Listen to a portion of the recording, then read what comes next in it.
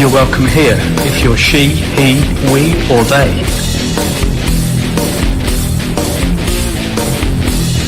You're welcome here if you're gay, straight, or working it out. You're welcome here if you're in a relationship, single, divorced, or widowed. You are welcome here if you're inked, pierced, both, or neither. You're welcome here if you're young. Or young at heart. You're welcome here if your neurons like to be typical or like to be spicy. You're welcome here if you're more Christian than Colin from Witch Hazel or haven't got the whole faith thing yet. You are welcome here if you're living on a prayer or could use a prayer right now. You are welcome here if you've got it all sorted or if you've got doubts. You are welcome here.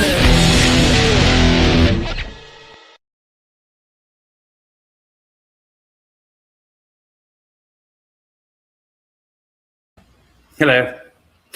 Welcome to our June meet here live from the flesh pots of Dronfield. Welcome wherever you are, however you are, and whoever you are. A chance to catch up, hang out, and be together. So let us gather.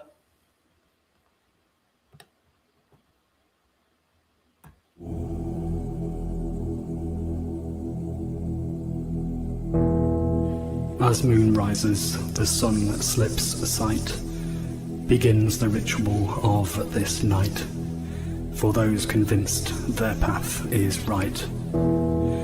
Gathered from north, south, east and west, yet called at another's behest, those treading the path that is left. In their thermal vest. From near and far, come as you are to this place and embrace this space as darker hue embraces you. Afternoon here. All right, fellas. Earth and fire, confessing the sins of empire, we come with our wounds and desire. Sensing that we are not alone, drawn to the flame that guides us home, for here you, me, and yet to be.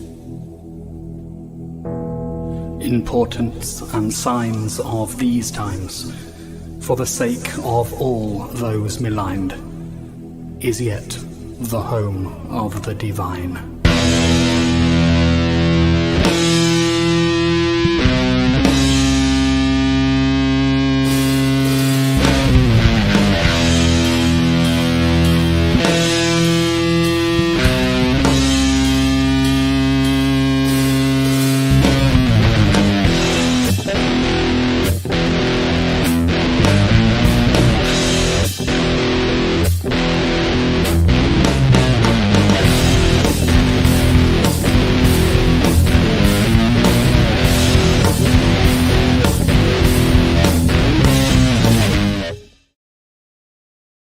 So I don't know how you're doing. Hopefully you're having a good day.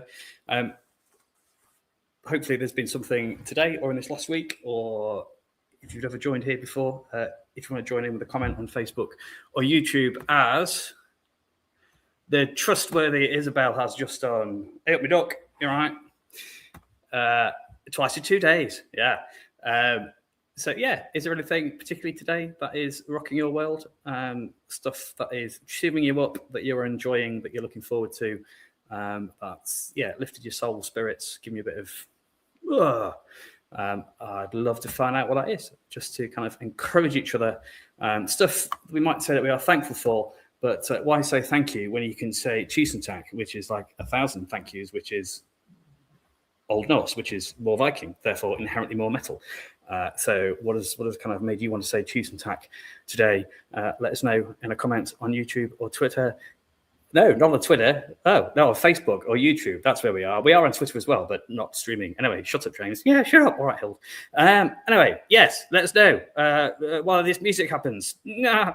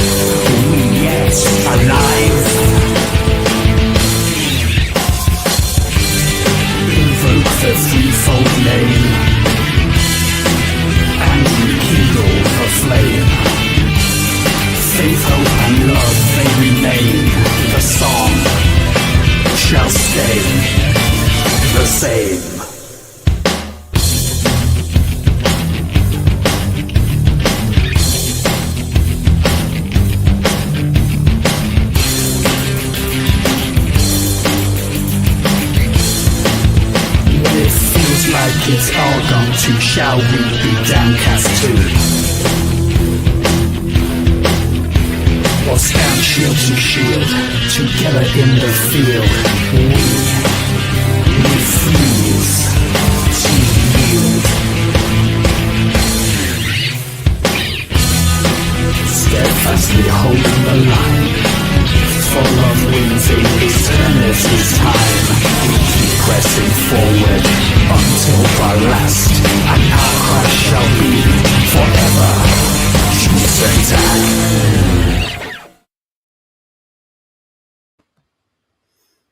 Excellent, Isabel. I've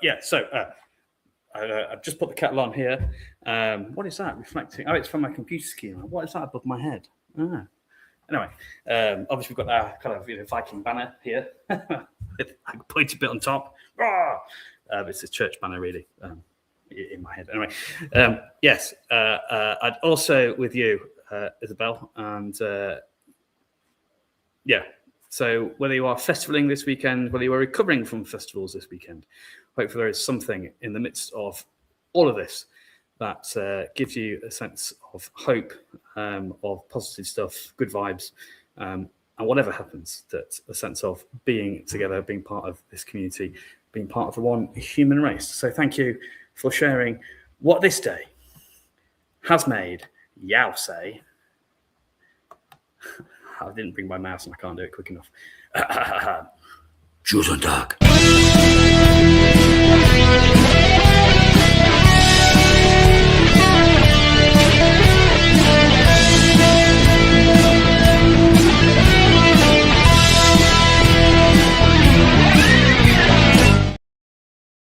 But maybe there's been stuff today or in the week that has been heavy and not in a cool metal way.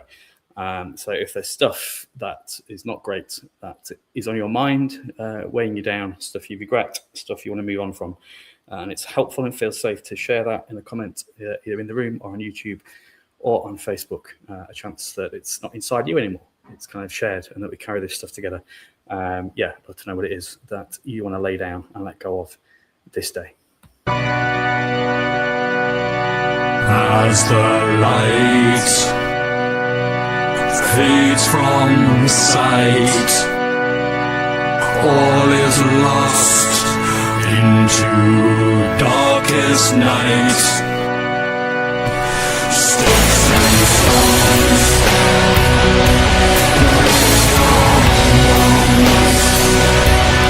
all surrounded against the drums.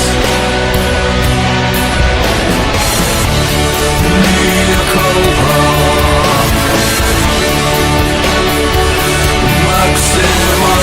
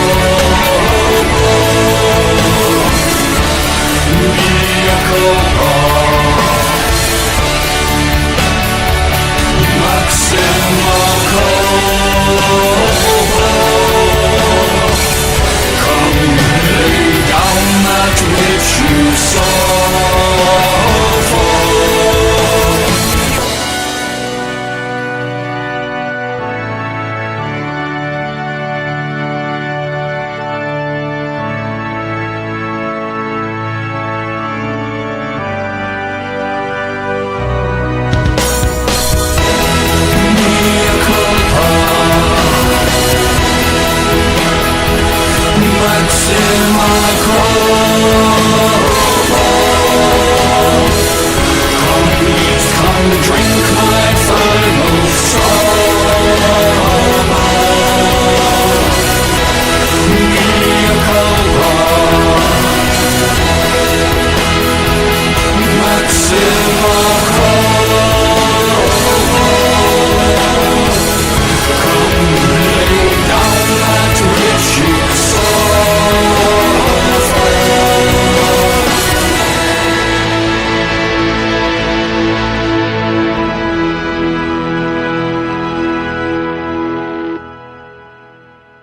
Unnecessary key change and unnecessarily long slow fade. Hurry up. Yeah, hurry up. Hello. Thank you, Isabel. Yeah, it is. It's been some, like, as in addition to wars and invasions and all that stuff. But yeah, some particularly tragic, grim, horrible things happening, particularly to, yeah, completely vulnerable and innocent people, and the train crash just outside Bedford today. Having lived in Bedford and been on that train, various trains from Bedford to into St Pancras, yeah, and particularly the family of the driver, yeah, and all those responding. Yeah, it's yeah, just acknowledge all that stuff that is just horrendous, for which there is no, yeah, there are no platitudes or explanations. And I guess the response is it gets us down, it overwhelms us, which is a completely understandable response, or it makes us despair, or, you know, like you mentioned, the responders and people that actually, even in those moments, that the best of us is shown as well, in terms of love and care and response. You know, those who foster children, all those adopted parents who are amazing. So let's just, yeah, acknowledge all of that and stuff, perhaps in our own lives that we're wanting to be better with and better at, in terms of how we live and how we share this journey together, I guess. So if it's helpful on behalf of yourself, others, the world, to join together in these words, particularly if you are out and about, please feel free to give it your best death metal growl, black metal screech, or symphonic warble as we share these words. The principalities and will to power, the worms from within my own darkest hour. I confess all the regrets and the regrets, the burdens and fears, the lament and the tears.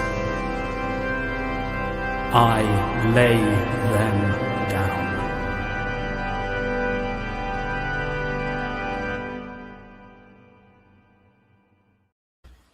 And as we do, I believe that the universal force of love and welcome and hope comes running out to meet us in the person of Jesus of Nazareth, the original long-haired bearded dude from Nazareth, because he was called Jesus of Nazareth. It wasn't in Nazareth. Well, he was in Nazareth, but not in the band. Anyway, come to me, or you who are weary and heavy laden, even if you don't like Iron Maiden. Why wouldn't you? Of course, Judas Priest are equally as good. And I will give you rest and the new vest. May rest and peace be yours in the way that you need it and with the world this day. Cheers. And now, reading from the Bible, What is Metal? The Metal Bible. So metal, it's made of paper. Yeah.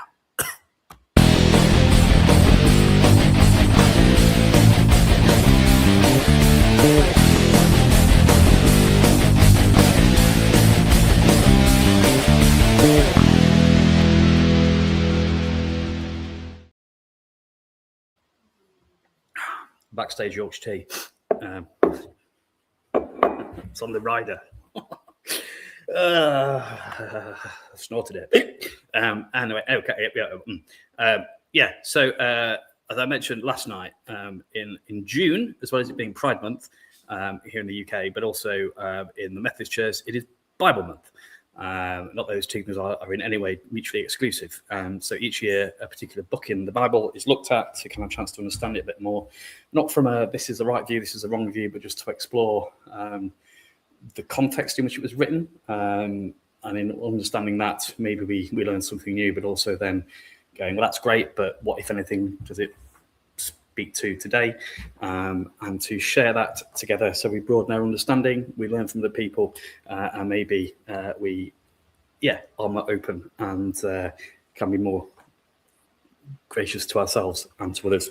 So the book for this Bible month is Philippians, not written by Philip, nor written to a bunch of people called Philip. Never mind one Philip, let alone an entire crowd of Philip, necessitating an entire Philippians rack. A place in Greece. So this is like the earliest European Christian community, named, I think, for Philip of Macedonia, Alexander the Great's father, who being sort of great warrior king, and the importance of horses, where the Philiof comes from. Not that that's relevant at all. Join us next week for latest ADHD download. Anyway, so what's lovely is if you go to methodist.org.uk or search Methodist Church Bible Month 2026, there are a range of resources, videos, kind of reading plans so you can go through each day. There's journaling kits and stickers and all sorts of stuff, and a chance to connect with other people exploring this. And there's also conversations. So this is chapter 3. So each week there's been a different chapter.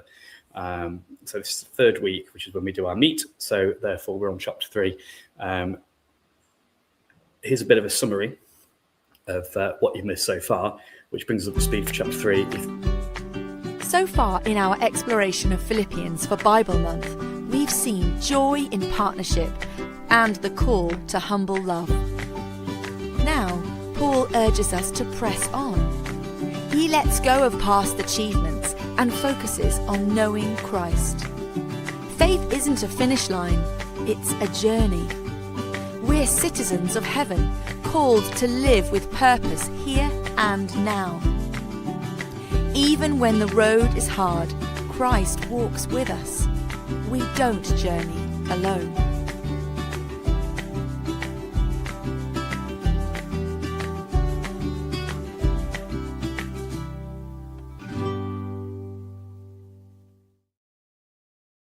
Happy little ditty. Thank you, Methodist Church.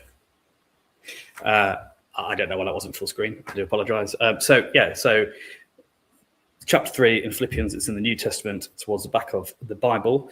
It's written by Paul, who was someone who persecuted Christians and then had an encounter with Jesus and changed his name from Saul to Paul and becomes one of the first messengers, apostles who go out and tell other people about Jesus. And he kind of suffers for it. And he writes this letter whilst in prison.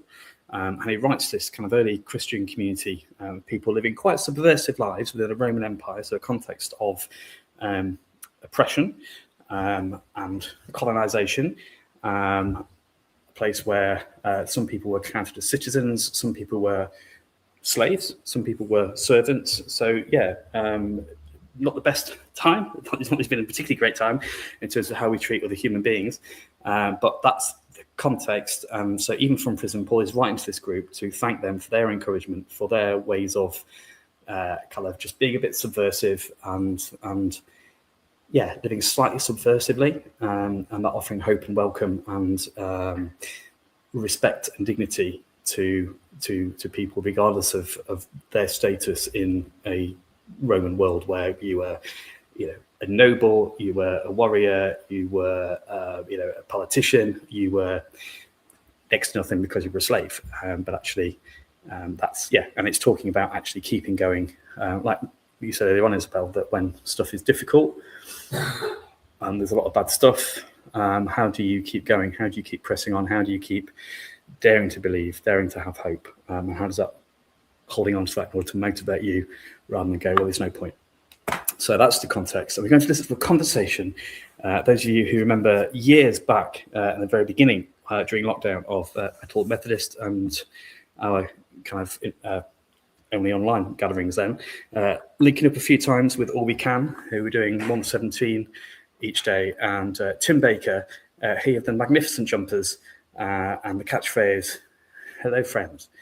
So it's Tim, rocking quite a debonair, swashbuckling kind of look, dare I say, as well as an excellent jumper, obviously, still having a conversation around chapter 3 about how you keep keeping on, how you keep the faith, how you keep yourself going in terms of energy, and what it means to be a citizen in community, whether it's again that first century context or even today, particularly at the moment where I think in the UK we've seen perhaps a rise of, or an attempted rise of, Christian nationalism, of some fraught community social scenes in terms of questions around who is allowed to be in a particular place in a particular country, the question of sanctuary and how we treat each other as human beings. So it's all in there, and it's all in this conversation as well. So feel free to join in the conversation with a comment on Facebook or YouTube. And it's about 5 minutes, I think. Restock your Yorkshire tea and join in. Well, hello, friends, and welcome back to week 3 of Bible Month 2026, where we're exploring Paul's letter to the Philippians. We're in chapter 3 for week 3, and my name's Tim Baker, and I'm delighted to be your host as we journey through Bible Month this year. And I've got with me on the sofa here 2 wonderful people. Would you like to introduce yourselves? Hi, I'm Raj, a presbyter at United Stockport Circuit. And I'm Becky, a presbyter in the Coventry and Nuneaton Circuit. As we move into chapter 3 of Philippians, we're operating under the title of Pressing On, or Press On. I wonder, just to get us started, what keeps you going? Maybe 2 or 3 things each, just name something that keeps you going. For me, family, friends, fellowship, and theology. Excellent. He's managed to sneak 4 in. 3 that started with the same letter as well, keeping up the theme of good sermons from Raj. 3-word alliterative sermons from Raj Potter. And also theology. That's the book. That's Thanks, the book. Yeah. I'm a person who needs people. So I would put friends and family into one there that keeps me going. I need people, the people that I love. I think there's hobbies that keep me going as well. I like to have my hands busy with crocheting and knitting. That's where I think I find my brain gets a little bit of a break. And then what else keeps me going? Well, actually being part of the church community. Yeah. Perhaps taking that on a little bit, we're pulling out another little phrase from Philippians 3, one which we could definitely talk about for an hour, but this idea of citizenship in heaven, which I think perhaps for many of us, and perhaps some of our traditional teaching about heaven, can sound really abstract. What does Paul do here to connect it to a kind of grounded earthly living, and what does that look like for us? I mean, for me, citizenship is such a tricky word, because there are so many people in our own context who are between states, called stateless, and without documents, trying to belong. And today the word citizenship is used to look down on people who don't have citizenships, in our context, particularly in the British context. So with that lens, when I now read Philippians chapter 3, so in chapter 2 we saw how Jesus' kenosis of giving up and identifying with people on the margins. Now, chapter 3, Paul gives his own example of what are the kinds of privileges that he have. He was a Hebrew, he was a well-learned man, he was, and then he says, I consider all of it to be a loss, and in a way trying to apply the kenosis of Jesus' ministry and life into his own ministry and life. And then is proposing that citizenship in heaven, it is not about, we don't have a role with our own life here in this world. Or it is not to that some oblivious space and citizenship that we are looking for. But it is, I think, it is that Paul's formula to say we need to identify with people who are struggling without citizenships, who are in between, and today people who are seeking asylum and refuge have a bad press, and the immigration is a hot topic, saying that we have stolen the jobs and all sorts.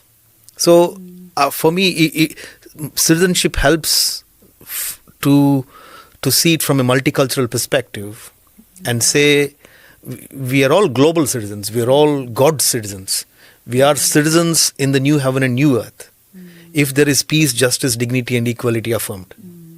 And I think that is where Paul is informing the Philippian church and informing us, rather than don't worry, whatever it is here, we have some other citizen. And I mean, it makes us as if we don't exist here. But life here matters, and Paul is trying to inspire and challenge the community to say, can we share this citizenship, not just based on the rules, but in that global citizenry where we all have an equal role. Yeah, there is that risk, isn't there, reading this, which is like, nothing here matters. We're aiming for heavenly citizenship. There's a real risk of reading it that way. And I don't think that Paul's saying that at all. I think it's very much a way of saying it feels that you're never quite entirely at home here, and there's a reason for that, which is if you're seeking to be part of a community, belonging to a community which is about humility and not measuring ourselves against what the world will tell us is what a success or achievement looks like, it's, we're living counterculturally, and that's uncomfortable. And so to really truly feel at home in the world for a Christian community is unlikely. It's going to come to full fruition. And in a way, that means I think we should be able to identify more closely with those who are seeking asylum, who are, trying to find that place of safety. I feel like that's a real call to the Christian community to say we should identify very closely with that, because we are walking an earth that doesn't provide everything that we know we need for our true, good, secure citizenship. That's coming. So citizenship is not about privilege, but it is about that shared belonging with shared values.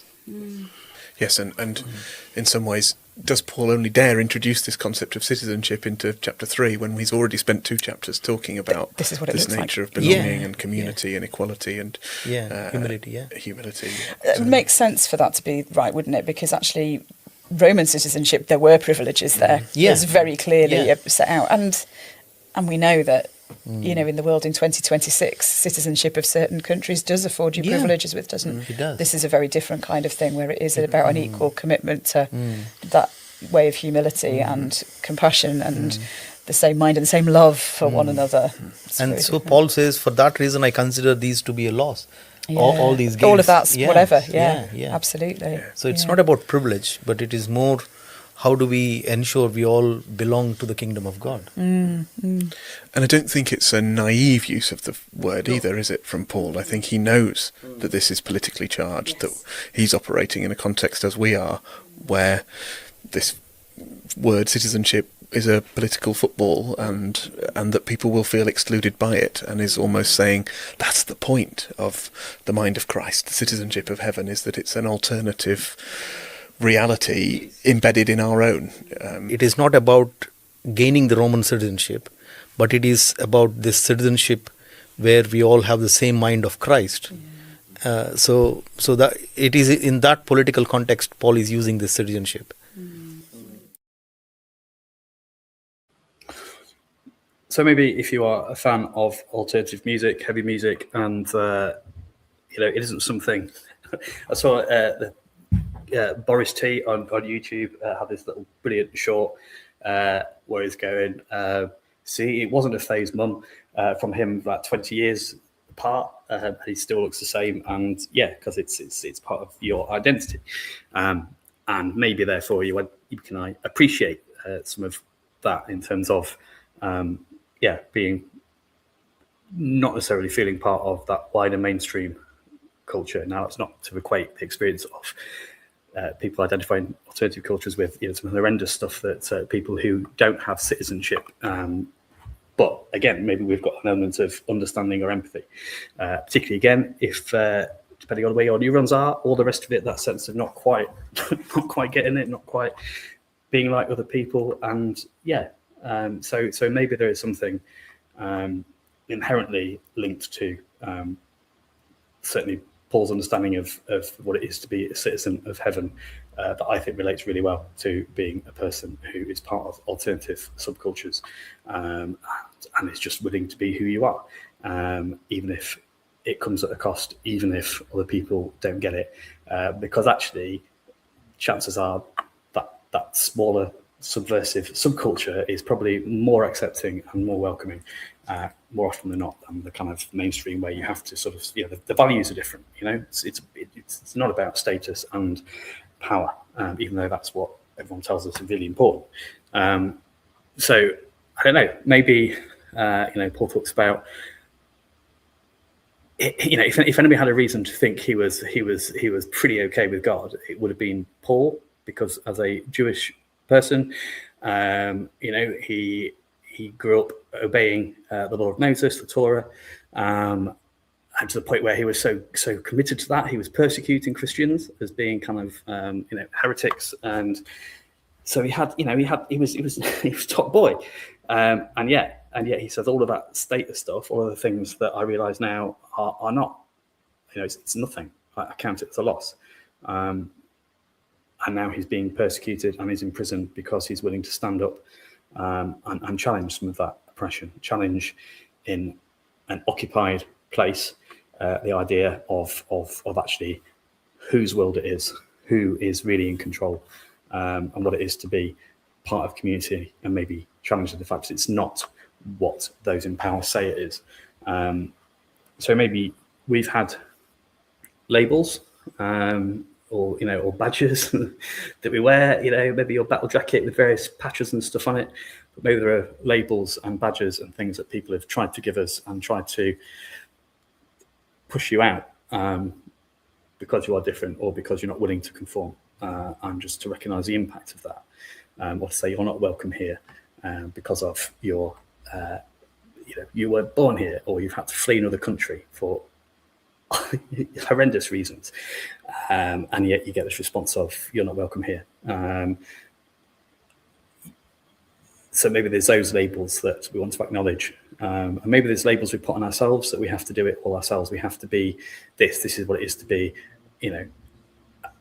male, this is what it is to be a partner or a parent, or to work in a particular industry or whatever it is, or I have to dress like this, or like this because I want to belong to this crowd. And actually, literally, just I think that message is about valuing each person as they are, and being part of this community within a community of a citizen of heaven that one day will be a place for all people where there is justice and inclusion and welcome, but we're not there yet. But actually, through the way that we live and the welcome we offer and the standing for justice and amplifying the voices of others who struggle to be heard and standing with them, it's all part of making that a reality, I think.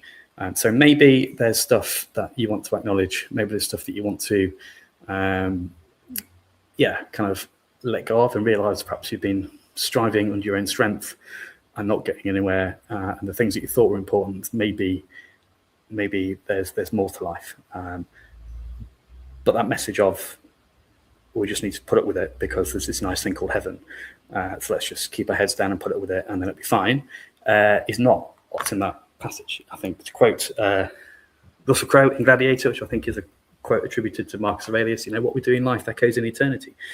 To be a citizen of heaven here and now, in terms of the way we live and act and say and where we go and what we do and what we spend money on and what we don't, and what we campaign about, what we march about, that echoes in eternity as citizens of heaven. So other things that, basically the truth about who you are in God that perhaps you need to hear, which is that you are loved and beloved and awesomely and fearfully and wonderfully made. or that actually it's okay to stop striving in your own strength, because actually we can do things we couldn't imagine, which is what Paul's saying. Actually the stuff that I can do, I can only do because of God, because of God at work through a relationship with Jesus. So maybe there's things that we acknowledge that we've striven for that actually are probably not really worth much in the grand scheme of things from heaven's perspective. So just a chance to reflect on that. And again, if any of that resonates and you want to join in with a comment on YouTube or Facebook, please do. When I survey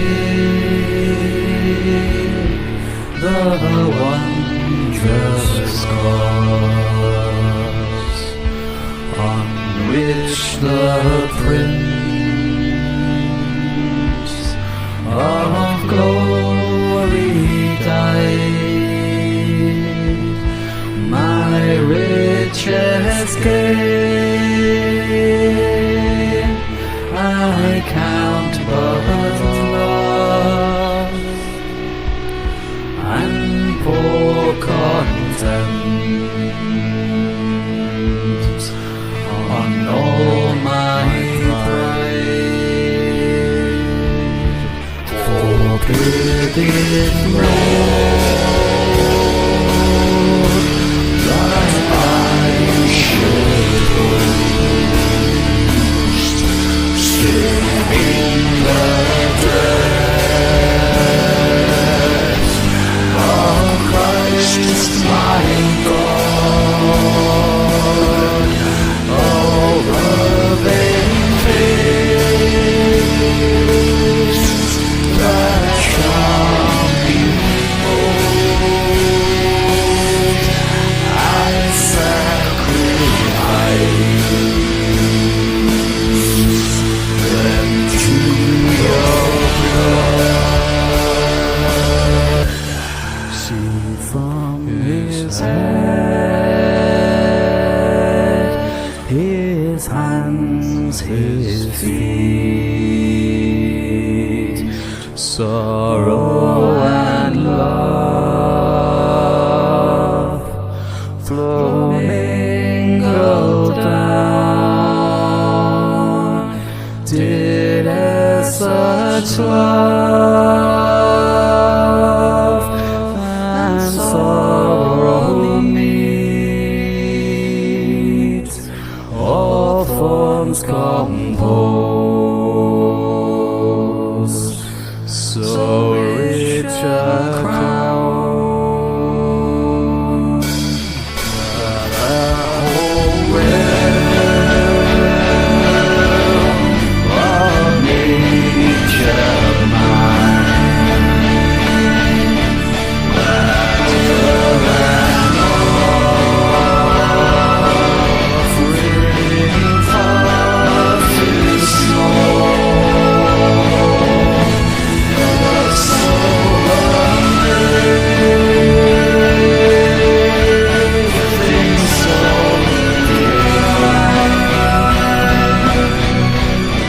divine, demands my soul, my life, my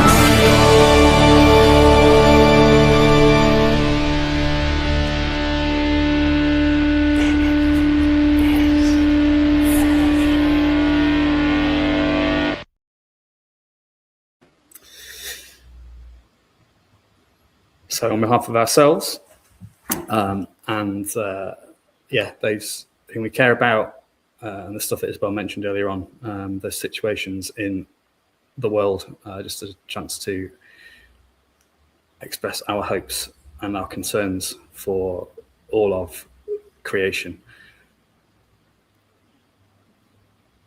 as we make the offering, our offering to the all-parent for this day. To the one in whom all people and all creation have their being, may your kingdom come, your will be done, as above, so below. Sustain us for this day. Show us grace as we seek to show grace, to those we feel have wronged us. There she is. Save us from the worst that is within us and within this world. For the kingdom, the power, and the glory are yours, now and forever. Amen. And now, the notices. I was about to say we have a Metal Methodist meet, but this is it, so there you go. But on the third Saturday in July, which I'm now looking at my calendar going, but what's the date, James? I don't know what date it is. I don't know. So I think, yes, so Saturday, the 19th of July, back here again at St. Paul's, not Norton Leeds, St. Paul's in Dronfield at 3 o'clock. I know some people are coming down and up to it, so that's really cool. Thank you for advance notice. Not that you need to give that. So we're back in person and online on the 19th at 3 o'clock here at St. Paul's, Dronfield. Friday nights is our chance to catch up and hang out in a live stream. Daily in the Facebook page, facebook.com/Metal Methodist, is a chance to respond to posts, share how life is, catch up, post pictures of Yorkshire tea, particularly stateside. Thank you. And just to connect daily, because whatever you're going through, you're not on your own, that we share it together. And somehow in ways that we don't understand. And until heaven is fully on earth for everybody, maybe we can't. But in some ways, somehow, the universal force of love and hope and power and welcome has already won. And it's just a matter of time till we see that fully fulfilled. So keep pressing forward. Which reminds me of a fantastic song. Was it Forward by an Alacrath? I'm probably saying that completely wrong, but UK extreme metal. That version's based on the horror of World War One, but it's got a fantastic forward. Anyway, shut up, James. Yes, okay. So it's gather in. It's not quite the end of the day. If any of this is helpful and you want to buy Hild a copy of Yorkshire tea, you can do so. I'll support us more long term at ko-fi.com/fi.com/Metal Methodists. Grateful received, no pressure, but perhaps just to share this together as we end our meet today. That hopefully in today there's been something positive, that there's something that reminds us that love has already won, that there is hope, and so in that knowledge we can rest. Also, if any of the music's helpful, please check out vilesubmission.bandcamp.com.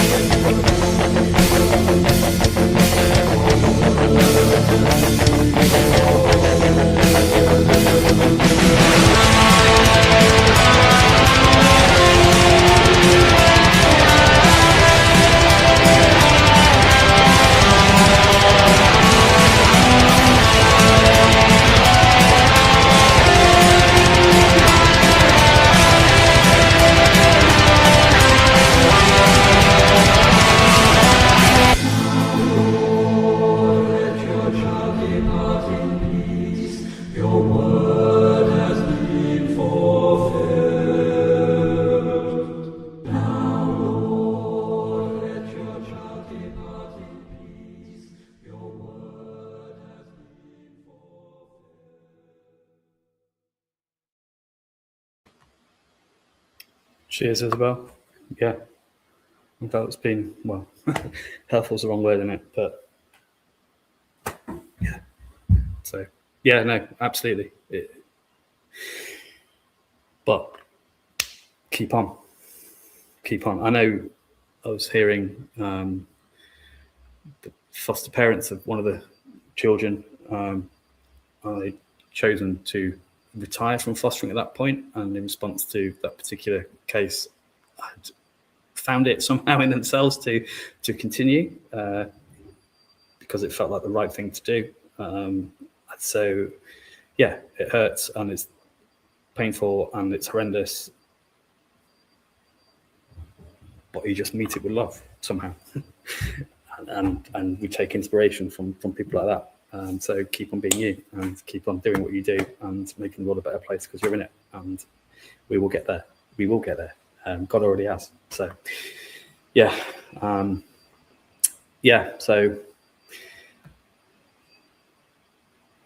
with a sense of togetherness, imagine you're at your favourite festival gig and the obligatory kind of ballad comes on and invitation to raise your phone with a torch on, not into oncoming traffic, obviously, and just have a sense of holding together, being together, and that sustains us until we meet again, and we will meet again. There will be a next time, but until then, blisters and others. Sway with me, metal complain. Sway with me, metal comp.